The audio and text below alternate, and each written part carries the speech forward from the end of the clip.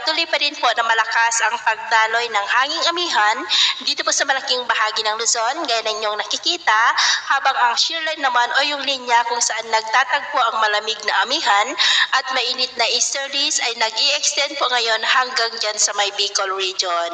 At ang LPA naman po na nasa silangang bahagi ng Visayas ay nasa layo po ngayon ng 790 km east ng Catanduanes. Mababa naman po ang tsansa nito na maging bagyo pero magpapaulan na po ang trough nito kasama ng amihan at shear line dyan sa may Southern Luzon at Kabisayaan ngayong araw.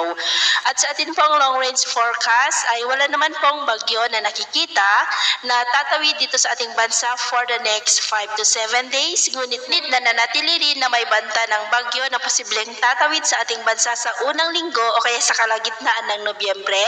At ang development po dito ang ating babantayan kung matutuloy po yan o hindi.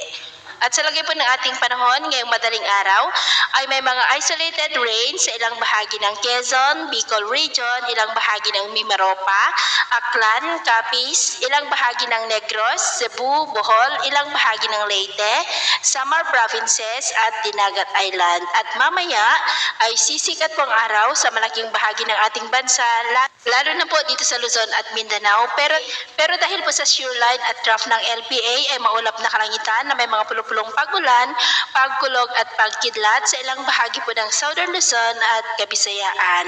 At mamayang hapon, posible pong mas malalakas na mga pag-uulan sa malaking bahagi ng Bicol Region, Eastern Visayas at maging po sa ilang bahagi ng Mimaropa at Western Visayas. Meron din pong mga isolated rains mamayang hapon sa ilang pang bahagi ng Mindanao, maging po dito sa may Cagayan. Kaya kung lalabas tayo sa ating mga tahanan, ay waliin po natin lagi ang magdala ng kahit anong pananggaratin sa init ng araw at proteksyon na rin po sa mga biglaang buhos ng ulan.